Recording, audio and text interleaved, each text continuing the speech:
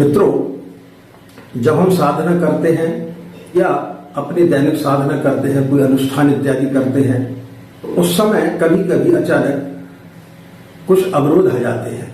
इस स्थिति में हमें क्या करना चाहिए, हल क्या है, ये सारी समस्याओं का समाधान आज हम आपको बताएंगे। राधे राधे, जय श्री कृष्णा, नमस्कार। मैं आचार्य पंडित ब्रजेश बारुलिया। मित्रों, अनुष्ठान आपने चालू कर दिया है और उसमें किसी प्रकार का कोई भी गतिरोध आता है तो उसके लिए फिर हमें क्या करना चाहिए। मित्रों, कई बार जब हम पूजा करने के लिए बैठते हैं तो उस समय छींक आ जाना, नाक आ जाना, कफ आदि निकलना या मलमूत्र आदि की स्थिति आ जाती है कि मलमूत्र त्याग करने के लिए आपको जाना पड़ता है। या कभी कभी क्या होता है, बिल्ली आ जाती है, चूहे आ जाते हैं, या बंदरों को उत्पात हो जाता है, या अचानक किसी दूध वाले ने आपकी घंटी बजा दी और घर में और कोई व्यक्ति नहीं है या कोई मेहमान आ गया, तो ऐसी स्थिति में फिर आपको क्या करना चाहिए। ऐसी स्थिति में यदि आप जब उठते हैं और उठ करके जब आप जाते हैं तो फिर जब लौट करके आते हैं तो आपको ऐसे ही पूजा स्थली पर नहीं बैठना चाहिए।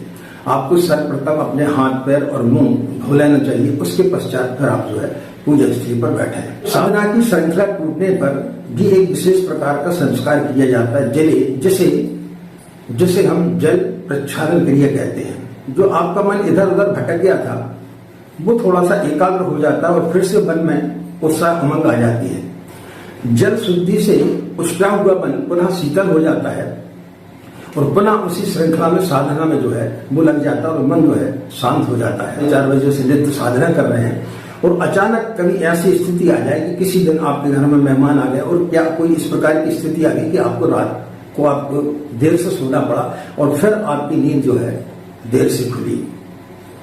या कई बार ऐसा होता है कि आपके घर में जो है सूदक हो जाती है, किसी व्यक्ति की मृत्यु हो गई या किसी बच्चे का जन्म हो गया या महिलाओं को अशुद्धि की अवस्था आ गई या अचानक आपको किसी स्थान पर जाना पड़ गया।